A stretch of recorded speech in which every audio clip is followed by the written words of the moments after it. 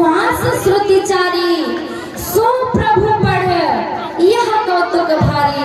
अरे प्रभु, अरे स्वामी, आप ये क्या बता रहे हैं? अरे जिनकी सांसों से वेदों का प्रादुर्भाव हुआ है, वही प्रभु शिक्षा ग्रहण करने जा रहे हैं। ये क्या बात कर रहे हैं आप स्वामी? जिनकी सांसों से ये चारों वेद 18 पुराणों की रचना हुई है, जिनकी सांसों से सब वेद बने हैं, वही प्रभु आज शिक्षा ग्रहण करने जा रहे हैं।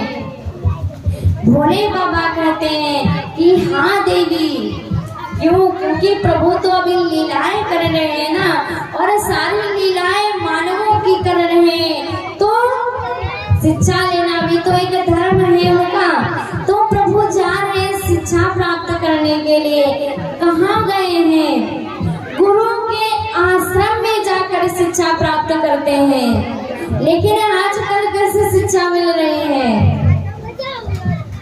आजकल लोग कैसे शिक्षा दिलाना चाहते हैं? ट्यूशन पढ़ा रहे हैं महाराज। ये हमारे सरकार तीनों लोगों के स्वामी जब आए, तब गुरु के आश्रम में जाकर शिक्षा ग्रहण की। लेकिन आजकल के लोग क्या चाहते हैं कि नहीं महाराज, नहीं गुरुजी, हमारे बच्चे का ना घर पर आके पढ़ाई दिया करो। आ नहीं पाई बेचारा वो, आप ना घर पर आके पढ़ाई दिया करो। देखिए, शिक्षा को यदि उसी भाव में ग्रहण किया जाए तभी वो लाभप्रद हो सकती है, नहीं तो यही दूसरी तरफ रावण को देखा जाए।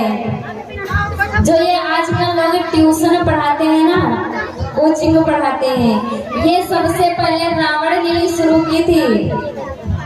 पहले तो रावण कुछ दिनों तक शिक्षा ग्रहण करने के लिए जाता है, लेकिन कुछ दिनों बाद ब्रह्मा जी से कहता है, अरे स्वामी कौन वहाँ बार बार आए रोज रोज, अरे आप भी आकर हमारे यहाँ ट्यूशन पढ़ा दिया करो। अब रावण इतना बलशाली था, इतना, तीनों लोग उससे डरता था, सारे देवता डरते थे, भगवान इंद्र भी उसके यहाँ नौकर बनकर रहा करते थे। कौन देवता न डरता? जो ये ब्रह्मा जी भी थे, ये जाकर रावण को उसके घर पढ़ाया करते थे। ब्रह्मा जी रावण को पढ़ाने के लिए उसके घर जाया करते थे। और यही भाव आजकल के बच्चों में भी है।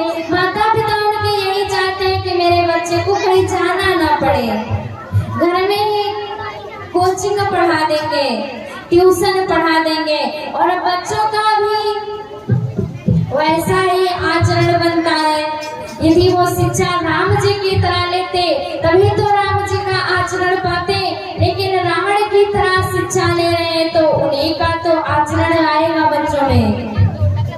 रावण जब शिक्षा प्राप्त करता है, तब रावण क्या करता है कि मां नहीं मात पिता नहीं देवा, सधुवन सन करवा वही सेवा। किसी माता पिता गुरु को रावण नहीं मानता है।